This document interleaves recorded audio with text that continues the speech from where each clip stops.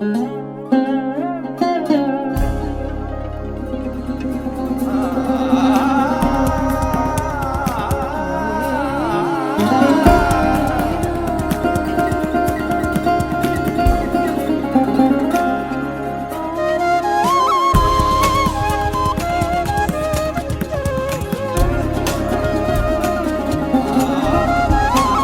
festival like this is a beautiful indication of the kind of thing that I truly, truly believe in, and I think makes our society more whole and more pure. We do not take it for granted that Boulder was chosen as the first North American satellite festival. It's a huge honor we will not forget, and we are enriched because of it. We are indebted to both the local and international people that came together to make that happen, and we hope it's a tradition that continues for decades to come. Literary festivals like this one build up an environment and an ecosystem to nurture readers and to promote the business of books. They provide an invaluable forum for writers to connect with other creative people.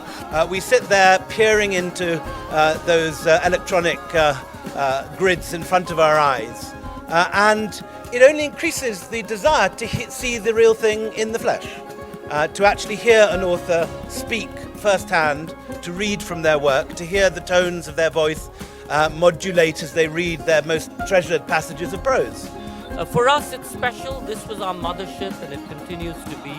The other editions that we have across the United States are smaller versions, different programming, but smaller versions.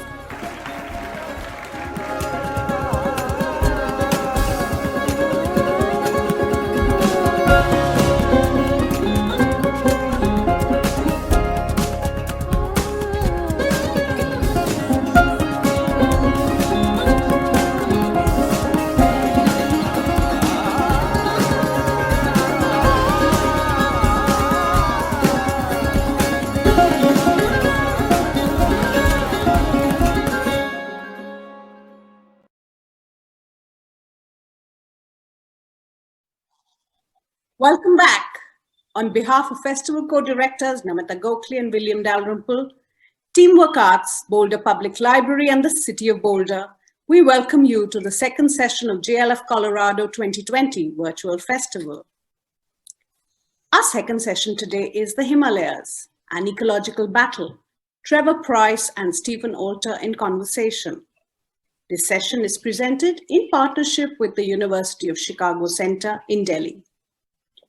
In an age of extreme climatic disruption, changing migration patterns, and ecological damage, a session that spotlights the fragile balance between mankind and nature on the greatest mountain range on the planet. Academic and writer Trevor Price's work focuses on ecology and evolution with a special interest in Himalayan biodiversity. He's the author of Speciation in Birds and many other publications. Writer Stephen Alter is the author of several books, including Wild Himalaya, A Natural History of the Greatest Mountain Range on Earth, which traverses the length and breadth of the massif, interweaving history, environment, myth, and fact. Together, they will discuss the bewildering biodiversity of the Himalayas, as well as the paradoxes of the legal and societal assaults on its ecology. Trevor Price completed his PhD at the University of Michigan in 1984 and then held faculty positions at the University of California, San Diego, and the University of Chicago. He first visited India in 1972 and has worked in the Himalayas for the past 30 years studying bird species distributions, including the effects of climate change. Stephen Alter has published more than 20 books of fiction and nonfiction. His book, Wild Himalaya, A Natural History of the Greatest Mountain Range on Earth, was published in August 2019 and is a finalist for the 2020 Banff Book Awards and the Kamla Devi Chattopadhyay NIF Book Prize. His latest novel is Feral Dreams, Mowgli and His Mothers, published in October 2020. Please do follow our handles on Facebook, Twitter, and Instagram to get notified on the upcoming sessions. And Unfortunately, but we'd really like to share with you that it's been difficult for us in these really unusual times to come together and bring this festival to you. So it is for free. We're not charging a registration fee. And we request all of you to generously donate towards the festival so that the continuous flow of knowledge and information is free and seamless. Ladies and gentlemen, the Himalayas, an ecological battle, Trevor Price and Stephen Alter in conversation. Over to you, Trevor and Stephen. Thank you very much, Sharupa. It's a real pleasure to be here at JLF Colorado in its first virtual manifestation, and it's wonderful to be talking with you, Trevor, about all of your work in the Himalaya, particularly focusing on birds. I was going to start with a very simple but perhaps a complicated question, but whenever I travel through the Himalaya, the presence of birds indicates to me that this is a healthy, vibrant environment that's there. And I wonder, as you traveled through the Himalaya yourself, what are some of the things that birds tell us about a particular environment, about a particular landscape? What do they indicate to you? Is it a vibrant landscape? Are there problems under the surface? What sort of things do the birds indicate to you as you observe them, study them, document their behavior and their biology? Yeah, that's a very deep question, actually, to start with. I think the first thing to notice is the Himalayas are so varied. So the answer to that question would differ if we're talking about the Eastern Himalaya compared with the Western Himalaya, for example. But in general, I think it's misleading to think it's a vibrant system. We tend to visit protected areas and well-protected areas where it is very vibrant, and we've got a pretty well intact fauna and flora still. But that's confined to these fairly small pockets. In the West, there's not that much natural area left. You know, you might mention Corbett National Park, which would have an intact fauna. But you can see effects of land use change all over the West in the bird makeup. And in the East, we're facing, I mean, I hate to be too depressing to start with, but we're facing a big problem with hunting, which is causing reduction in fauna outside of some specific protected areas. So I think we're a bit biased because we tend to go to the places that still are very healthy and intact. Great. Yeah, and I guess, you know, perhaps in a more general sense, you know, we're all talking about the effects of climate change, the effects of land use, forest degradation, all of those issues that are foremost in the minds of most conservationists. And as you have sort of walked through those areas, you've experienced, you know, different landscapes that have been degraded to one degree or another. What are some of the things that you notice about the bird life and perhaps the other species that those birds interact with and the relationships that they have with those different species? I know you've written, for instance, about the presence of ants and how that affects the presence of birds in particular parts, particularly in the lower Himalayas. What are those relationships, and how do those then, in a sense, relate to our human presence and our human intrusions in the Himalaya? Yeah, again, it's a very deep question. You know, it's still possible, I believe, in Himalaya, particularly in the East, to study species interactions and where species live in the context of a pre-human era. So you mentioned ants and birds. We believe that ants and birds interact with each other to determine which species occur where. And that seems to be a prehistorical interaction that hasn't been affected by humans. Like I said, you can go to areas, particularly in the east, that still seem to be fairly intact.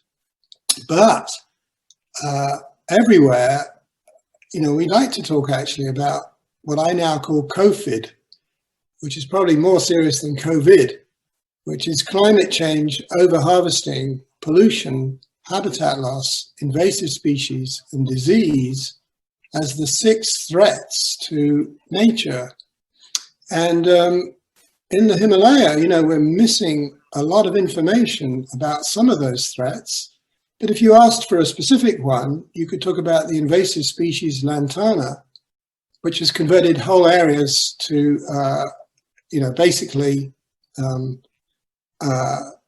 scrub that is not useful for grazing or for wild animals, and has resulted in the increase of some frugivorous bird species and the decrease of the insectivorous ones that used to be there. And that's invasive species, and we could talk about overharvesting, and we've got some information about this, for example, obviously things like loss of tigers from places in the past creates a huge ramification through the food chain. And we could talk about climate change, which is probably one of the smaller effects on its own at the moment. But, when we go beyond that, looking at things like disease, pollution, we have limited data. Nevertheless, the point is that you can see human impacts through these various factors all over the Himalaya. But again, I want to emphasize that there are still plenty of natural areas left. And these natural areas are still, it looks like, fairly intact, some large national parks. Great.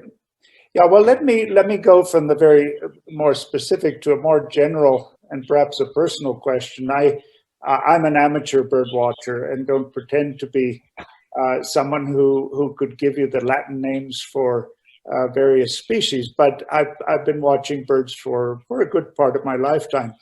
And you've written, you and your students have written scientific papers on species like Hume's warbler, which I know as a very tiny bird that never sits still. And for me, it's very difficult to tell what the difference is between a Hume's warbler and other leaf warblers and other birds of that size and disposition.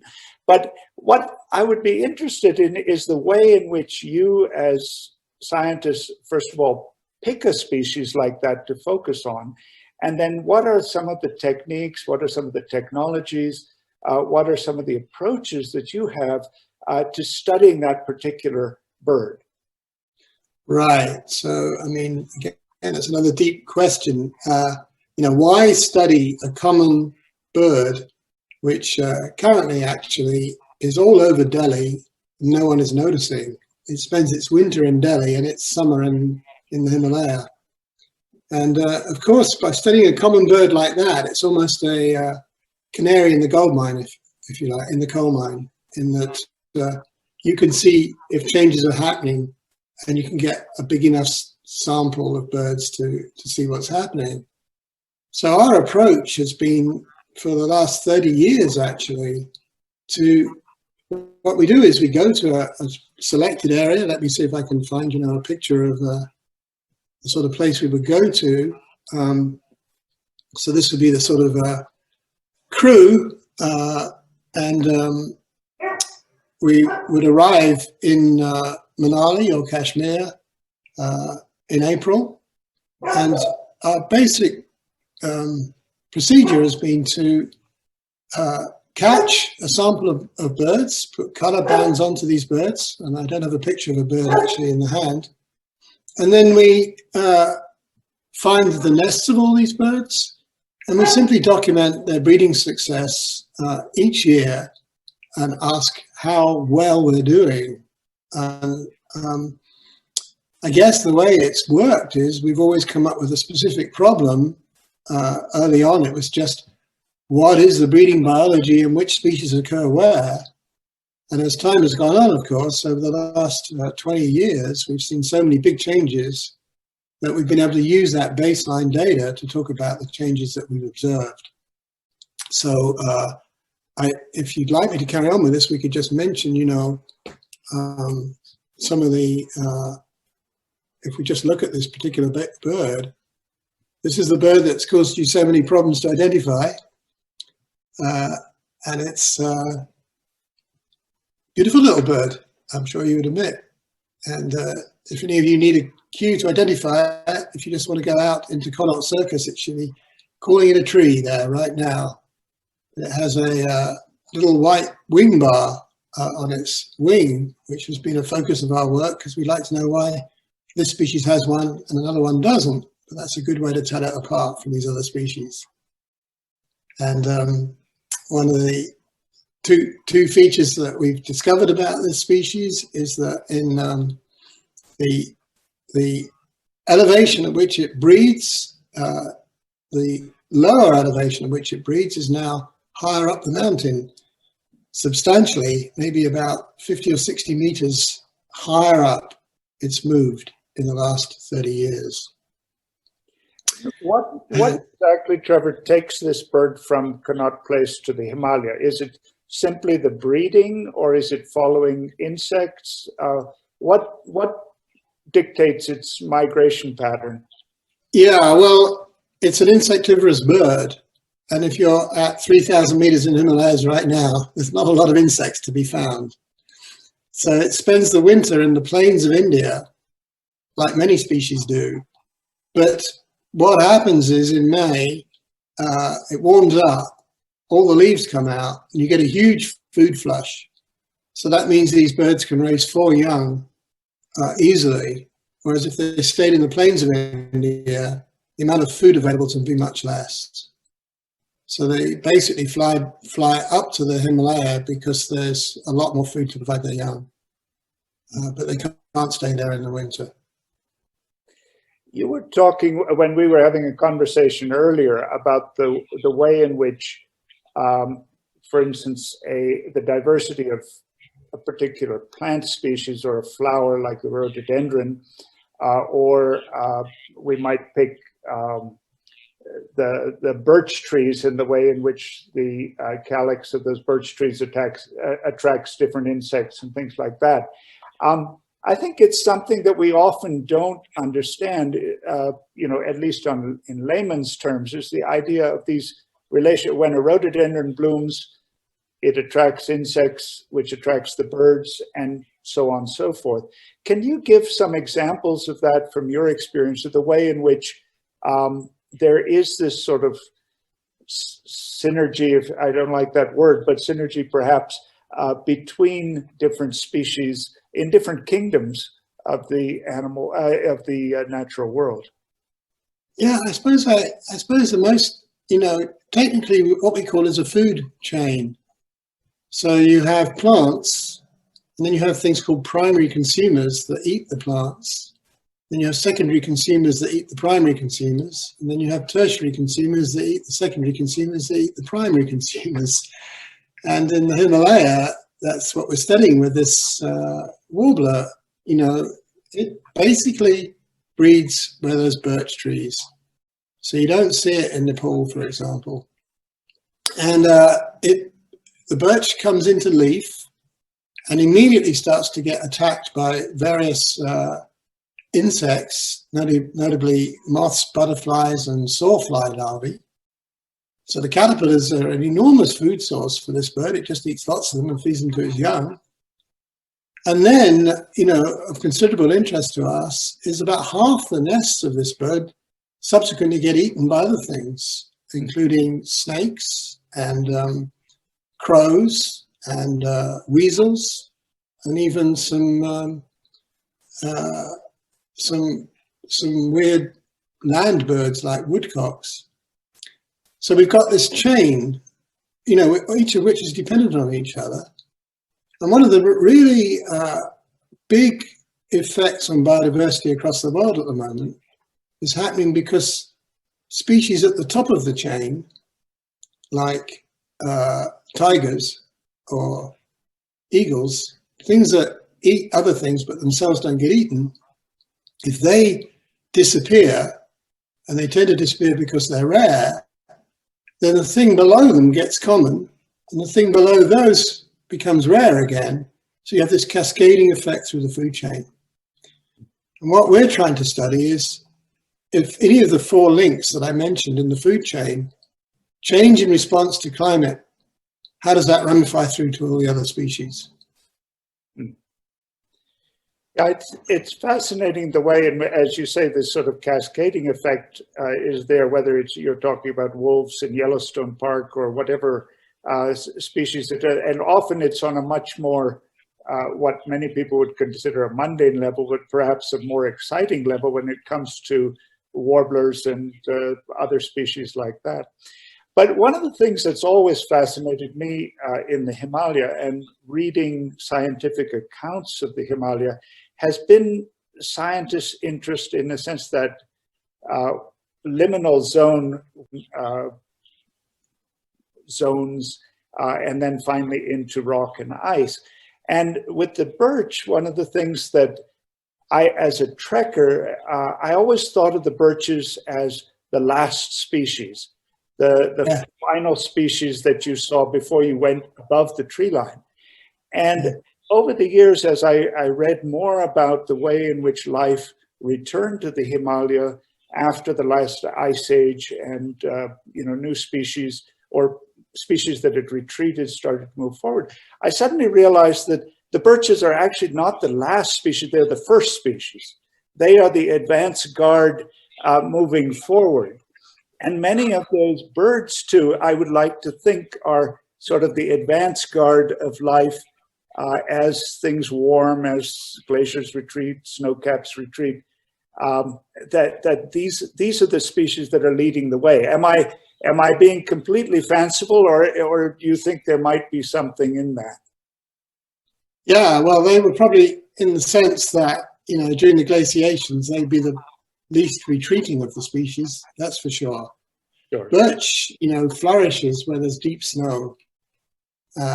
And so you'll see it on north-facing slopes in the West Himalaya, whereas on the south-facing slope, you've got oak and I'm blanking, but primarily oak would be the south-facing slope, and the conifers would go higher. So birch is the species that really likes to be buried under snow for a long time, as is rhododendron, of course. So rhododendron lies above the birch.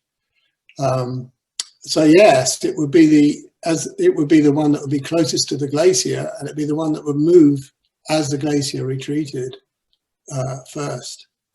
And these birds would presumably move with it. There is an issue that's worth mentioning, though, which is that the Himalaya is, as we know, a really rugged topography. I guess we haven't really pointed out that the Himalaya is, by far the biggest mountain range in the world. It's got 100 tallest peaks in the world. And so when something like the ice retreats, goes further north or things, as the Himalaya itself, as we were talking about before, sort of runs east-west until you get to Uttarakhand, where it turns to northwest. And if you think about glaciers retreating along that northwest arc, the birds and the plants have to follow it, but they have to go over fairly few river valleys to do so. And, don't forget that the last ice age only ended about 10 to 12,000 years ago. So there may be some lags there simply because it's taken time for these things to get across all these river valleys. Yeah, well, I think that idea that the Himalaya are this arc that goes from a latitude that's south of Delhi to up into Ladakh, I mean, perhaps equal to Delhi, if not south of Delhi, if you're in the northeast. And then you sort of curve northward as you move west. I think that's something that obviously affects the biodiversity, and there's much more biodiversity in the eastern part of the Himalaya. But do you think there's also, if we were to think of the vulnerability of different parts of the Himalaya, do you think that the Northwest is more vulnerable to environmental change, climate change, those sort of things than the East, simply because there's more to it in the Northeast as against in the Northwest? Yeah, well, I mean, the reason the Northwest is more vulnerable is partly because it's been exploited. Land use change has gone on for much longer, so there's much less pristine habitat. It's almost impossible to find anywhere at 2,000 meters that's pristine. And the second reason is that it's going to warm faster. The Northwest Himalaya is one of the fastest warming regions of the world.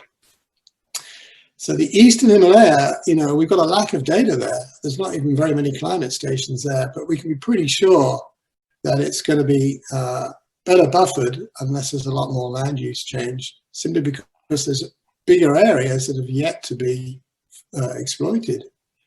In terms of, what if you had intact ecosystems in both places and then suddenly started to disrupt them, the fact the East has twice as many species as the West, would that lead to greater stability or not? And the answer is you can't really tell. It's very hard to tell what would happen if you remove a tiger from the East or a wolf from the West, because there's so many elements to the chain.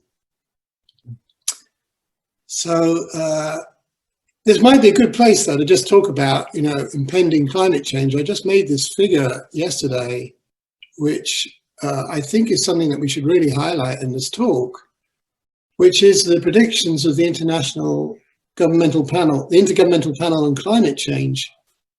So this is a prediction based on a scenario of how much carbon dioxide is added to the atmosphere. And it's a scenario that we're currently on track for. And this is the whole point of this is that if you look, the East Himalaya is going to get wetter, and this particular region, which is the Bhutan Sikkim region, is going to get much wetter. The West Himalaya is going to get drier.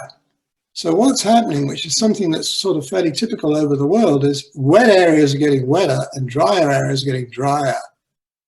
Well, this is exactly the opposite to what we want, because we've already got too many floods in the East and too many droughts in the West. So I think, this is one of the big predictions of climate change. Currently, climate change is probably having less effect than some of these other threats I mentioned. But going forward, it's going to have a huge impact. And, unless we can do something about it, it's going to be pretty disastrous for the Himalaya. Right. No, I think that the Himalaya are so vulnerable, partly because they have such a variety of different microclimates and elevations and all of that. So once it's almost a sort of cascading effect, just in terms of the water resources, forest cover, and so on and so forth. You change one thing, and either you get a flood or you get a forest fire, and it's disaster. But I think, to use a line from Monty Python, now for something entirely different. All naturalists are adventurers. All naturalists are explorers who go, maybe not always to places where nobody else has been, but they go to places that are often off the map in one way or the other. And you, as a ornithologist, as a scientist studying ecology, environmental change, have been to some places that are in a sense off the map. And you were also describing experiences that you've had being taken hostage in Kashmir, some of the fascinating people you've met and other places. And I think it would be fascinating to hear that side of being a field biologist, other than the birds, of course, which are fascinating, and the other species that are there. Within our own species, you've obviously experienced and encountered a great deal of diversity. So some of those stories I think would be fascinating. Yeah. Yeah, I don't really know where to start. Maybe as a novelist, you could do a better job here. But the whole, sometimes you do wonder why you go back when you sit in a tent and it rains for 3 days. But, the draw of the Himalayas is incredible. Just the experience of being out in the mountains is amazing. And I think, just to carry on with this theme for a minute, there's a tremendous scientific justification. It's the most diverse place. I want to just mention this. It's like 8%, which is what, 1 in 12 of all bird species or something can be found in the Himalaya. I mean, a huge number of bird species. And it's so little studied. The Himalaya are your grist. You can go anywhere and do anything. And it's been a lot of fun to do that. But of course, there have been various stories I could recount. You mentioned being taken hostage, which people find as the most adventurous one. And this happened in 1991 when the beginning of the uprising in Kashmir. I could make a long or a short story out of this, but the bottom line is that we were taken hostage and we escaped after 6 days and live to tell the tale because I'm still here. Which part of Kashmir were you in at that point? Was that near Pahalgam, which is 100 miles sort of southeast of Srinagar? So it was near Pahalgam, and we were taken hostage, and obviously lost everything. I didn't think I'd ever be able to go back, but it opened up again in the mid 2000s. So we were there in 2006, 2008, 2009. And it was very interesting to see the changes that had happened. So anyway, one of the changes that happened was that when I went back, the rest house had burnt down or been bombed since the first time. And you don't really want to work with me because that's happened 3 times. This particular rest house is in North Bengal. And that has also been bombed since I was there. And I've done a lot of work in Andhra Pradesh in South India, but the rest house that I used to work in there has also been bombed. So, it's basically like, don't go to a rest house that I've stayed in before. I think some of the other stories, one of the stories I love is, getting caught in massive rainstorms. So there was one time in Sikkim, and I was there with this good friend of mine, Dhananjay Mohan, who's now the director of the Wildlife Institute of India. And it's been he and I who've been doing all these surveys. And I was there with him and his student, Mashumi Ghosh, who was doing a PhD on these warblers at the time. And we were camped at a lovely place called Sachin in Kanchenjunga National Park, a place I recommend everyone to go to. Wonderful place. And it started to rain, and we thought we'd better get out of there. All I remember about this vividly was Mashumi telling a story about getting caught for 10 minutes in a rainstorm in Dehradun. And as the rain increased and increased, she got quieter and quieter, and she suddenly realized that we were just going to be washed away. And we finally got back to Yuxam, and everything was soaked. And the camera, the watch, binoculars were all stopped working, couldn't see anything. And over about 3 months, they came back one by one. The camera came back last, and I was able to use them again, but it took 3 months. So we've had lots of experiences like that. I rather than mention the hostages, maybe I'll just mention one more if you want one more adventure. Sure. Yeah. After we couldn't go to Kashmir, we went to Pakistan to carry on with some of our work there.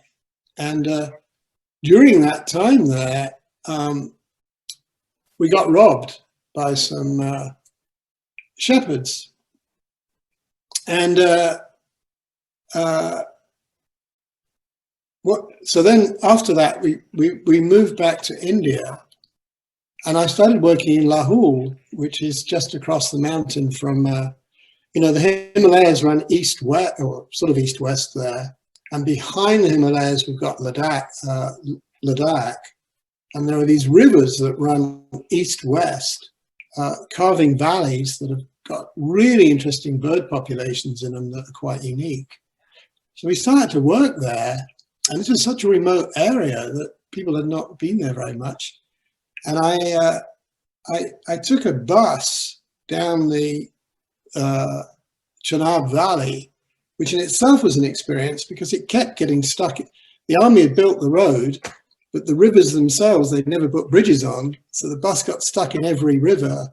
And that's quite an exciting story in itself. But we ended up at some very remote place, and I wanted to go up and see the birds. And I started to go up the mountain, and all of a sudden I saw like several, maybe about 50 people coming towards me, shouting and waving things. And I thought about this time when I was robbed in Pakistan. It was very uncomfortable. So I started to run. And of course, here's an old man running, and there's 50 villagers who've lived at this elevation forever. So they caught up with me in about 10 minutes. And, my heart was beating fast, but in the end, they told me that they just wanted to see what I was doing. They thought I was a Pakistani insurgent. Anyway, that's just one of the many stories that I could tell about encountering various people. Maybe you did ask me about people I've met, and maybe I would just mention this particular rather amazing guy, Suresh Rana, who lives in a village in Kashmir, right on the Himachal border. He's from this very remote area that still, unusually for India, has no road or electricity.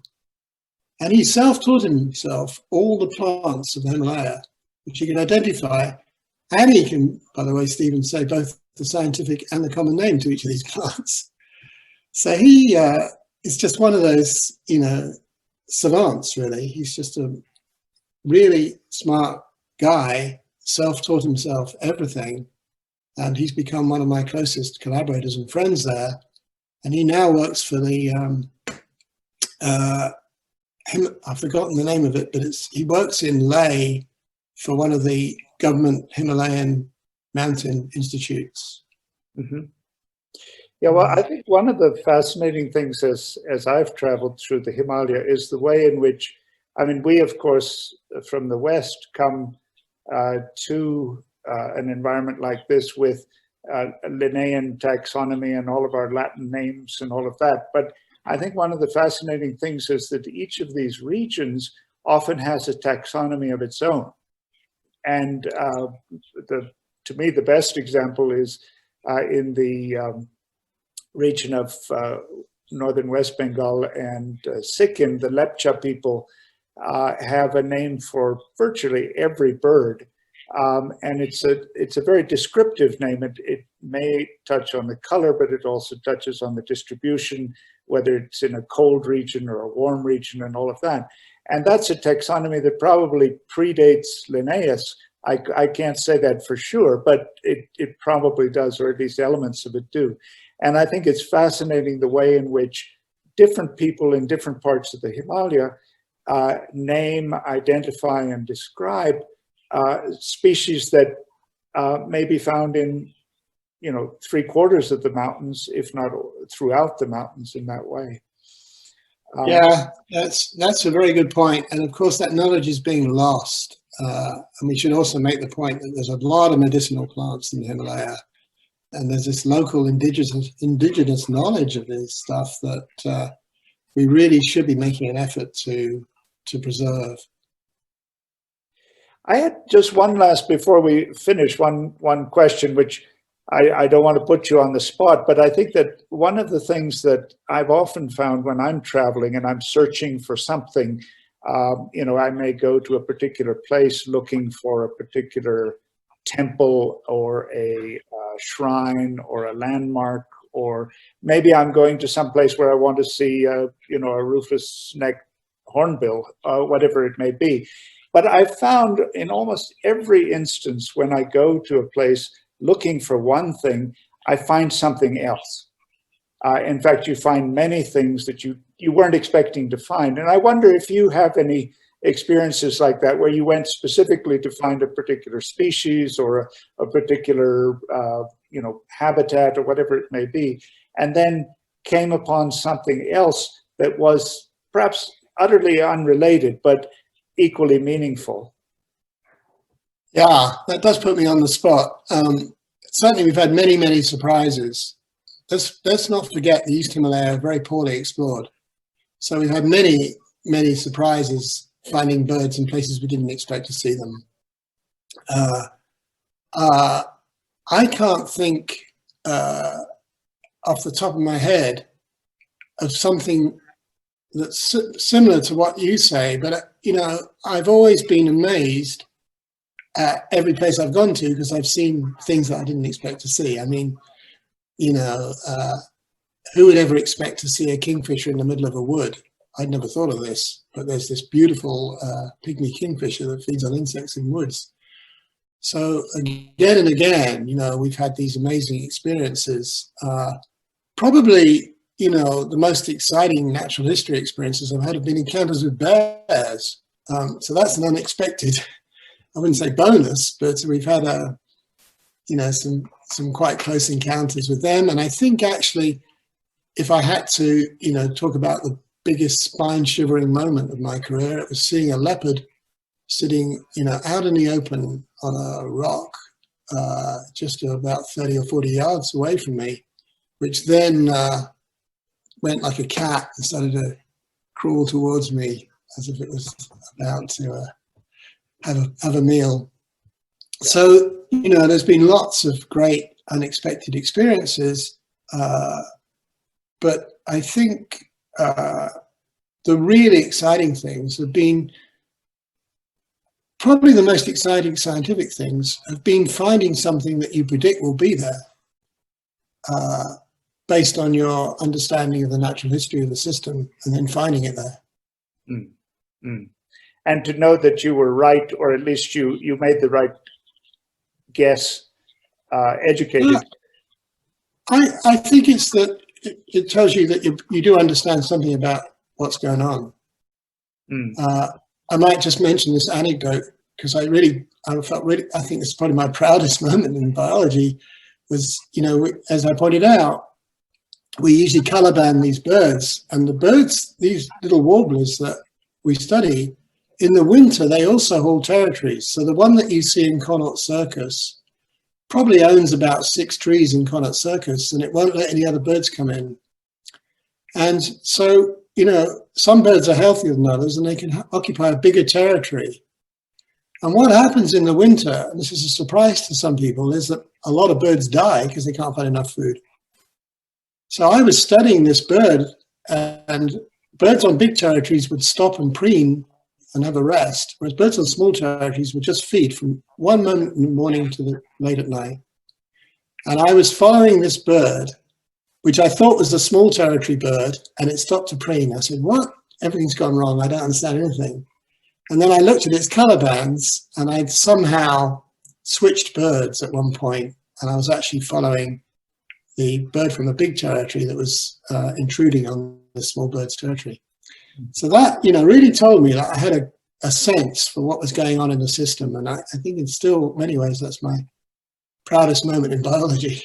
Yeah, no, and I think there's a sort of epiphany to those moments that matches, whether it's a literary epiphany or a spiritual epiphany, you certainly, the light bulb goes off in one way or the other. As a friend of mine said, they're great moments. Pity they don't happen more often. Yes, I wish you could have those every day, but of course that's not that's not allowed. I remember for me, when I went to Eagle Nest Sanctuary, we of course went looking for birds, and the magical moment was when I suddenly saw elephants at 3,000 meters, and I I had never imagined that elephants would get up to 3,000 meters, and there they were. And you thought, oops, the world has turned upside down for a moment here. But it was also very, very exciting. Yeah, that's an interesting. I mean, just to mention elephants for a moment, we used to stay at a place in Eagle Nest, and the day after we left, the elephants came in and trampled it to pieces. That's at Cesney. But the elephants themselves, they've only really moved up there because of all the habitat in Assam has been lost. I'm not really sure how much they went above 3,000 meters until quite recently. Well, I think we've come to the end of our session. It's been wonderful talking with you, Trevor. I wish we could go on for another hour or so, but I'm told that time is out. So thank you so much, and thank you to JLF Colorado for hosting this. Well, obviously I could talk about the Himalaya and our adventures forever, and I hope to get a chance to meet you guys in person, and maybe we can all get together in Delhi one day and sit around the table and have a good chat. But thanks very much for inviting me. I enjoyed it. Thank you, Trevor. Thank you, Stephen. That was a fascinating conversation. Thank you so much for sharing all those stories and about all the rest houses getting bombed and all the birds and the territories that they have. Wow, I think you encouraged as well as excited many of us to pick up your book and start reading. Thank you. Thank you. That was really nice. Thank you all for watching and being a great audience. Once again, we'd like to thank all our official partners. This session was presented to you by the JLF Colorado in partnership with the University of Chicago Center in Delhi. We hope you enjoyed this conversation and will log back on tomorrow at 6:15 p.m. MST and which will be 6:45 a.m. IST to watch our stellar list of speakers and the great sessions that have been specially curated for you. Thank you. And see you tomorrow.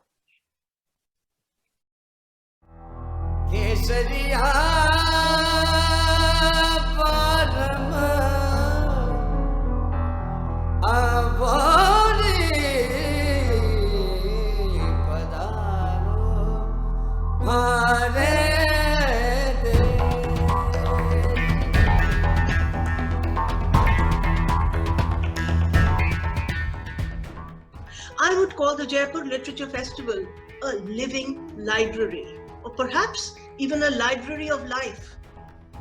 Do join us as we share the excitement of ideas and of debate and dialogue, of the adventures of science, of the joys of poetry and music, the consolations of philosophy, the sense of literature and of life.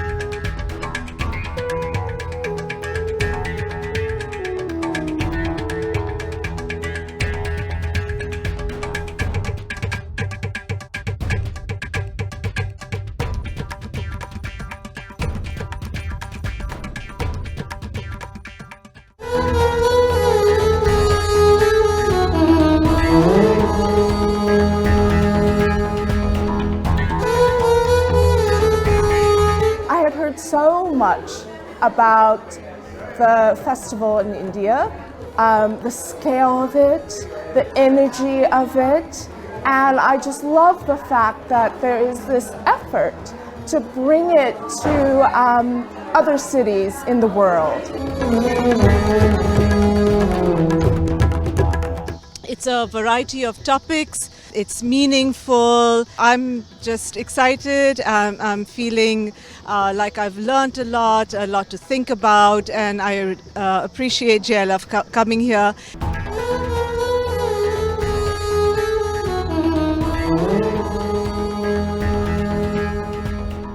Going forward, it would be a very good thing to do for the community to have this event on an annual basis.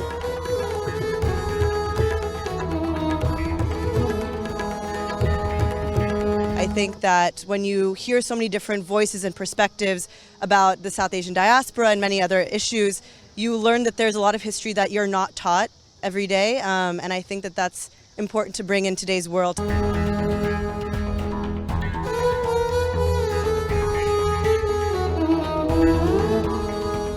I was actually really surprised by the camaraderie I experienced here and the way that people at JLF, both attendees and other panelists, seem to really connect profoundly to literature and care about it.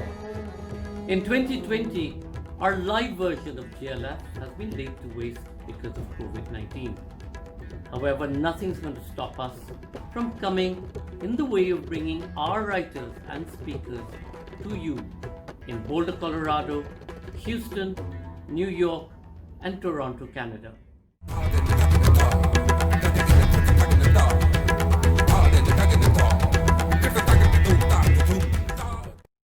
Teamwork Arts, bringing India to the world and the world to India through Indian art and culture for over 30 years.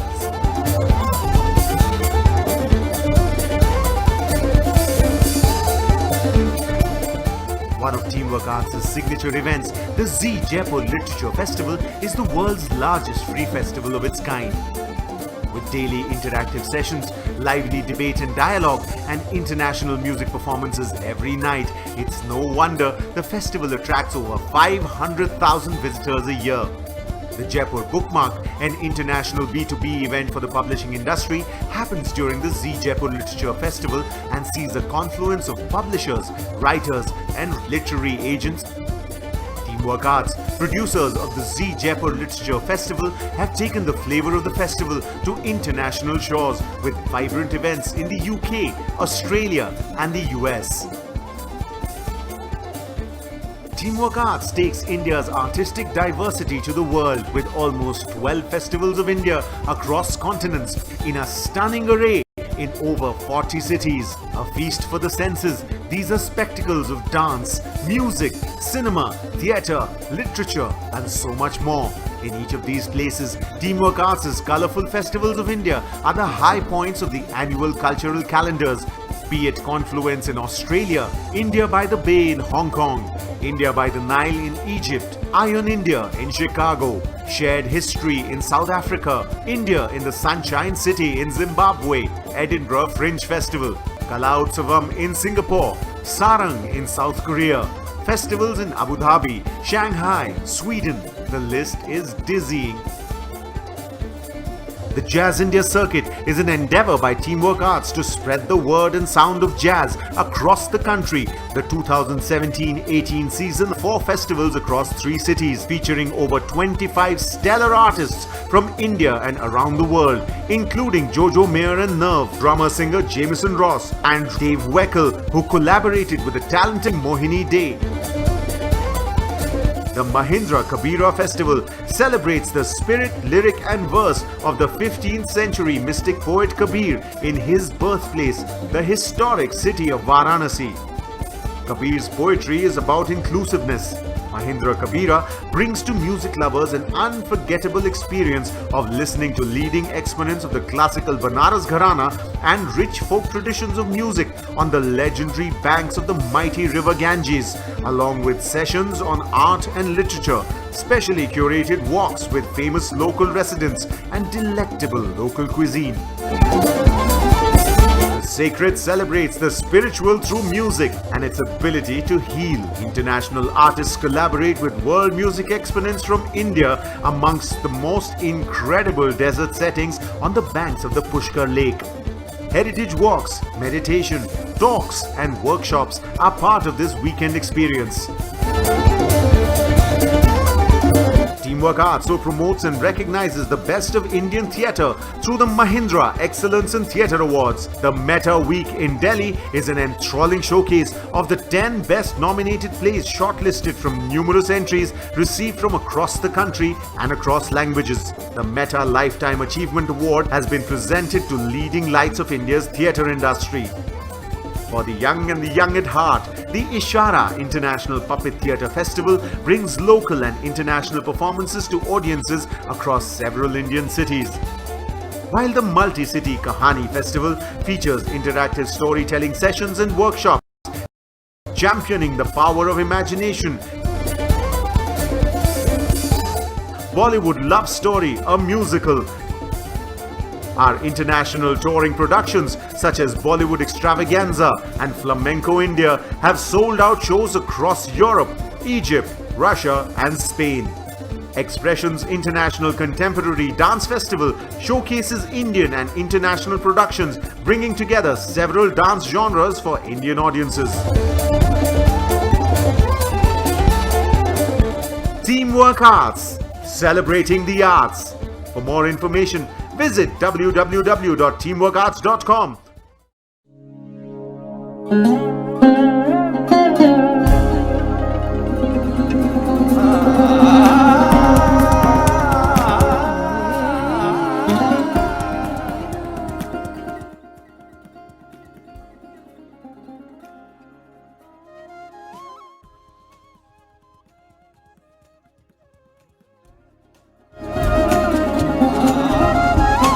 Festival like this is a beautiful indication of the kind of thing that I truly, truly believe in, and I think makes our society more whole and more pure. We do not take it for granted that Boulder was chosen as the first North American satellite festival. It's a huge honor we will not forget, and we are enriched because of it. We are indebted to both the local and international people that came together to make that happen, and we hope it's a tradition that continues for decades to come. Literary festivals like this one build up an environment and an ecosystem to nurture readers and to promote the business of books. They provide an invaluable forum for writers to connect with other creative people. We sit there peering into those electronic grids in front of our eyes, and it only increases the desire to see the real thing in the flesh. To actually hear an author speak firsthand, to read from their work, to hear the tones of their voice modulate as they read their most treasured passages of prose. For us, it's special. This was our mothership, and it continues to be. The other editions that we have across the United States are smaller versions, different programming, but smaller versions.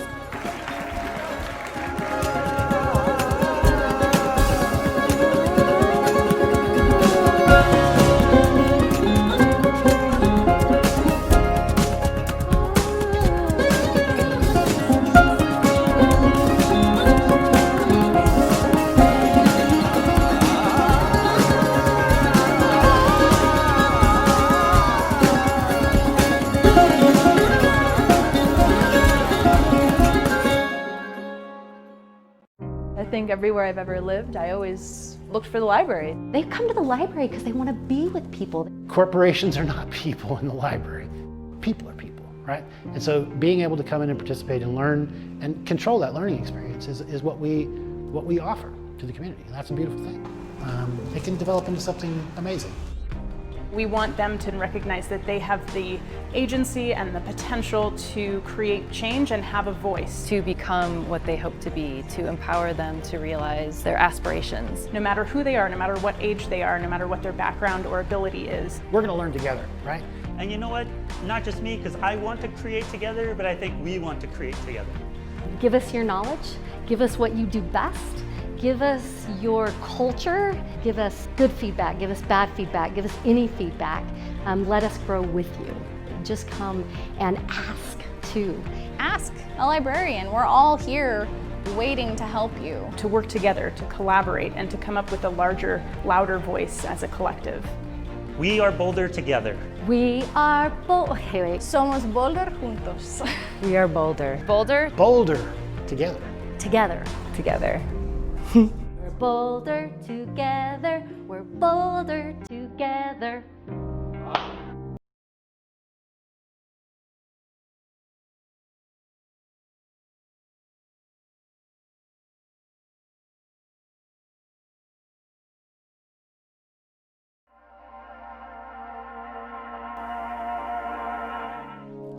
Mm-hmm.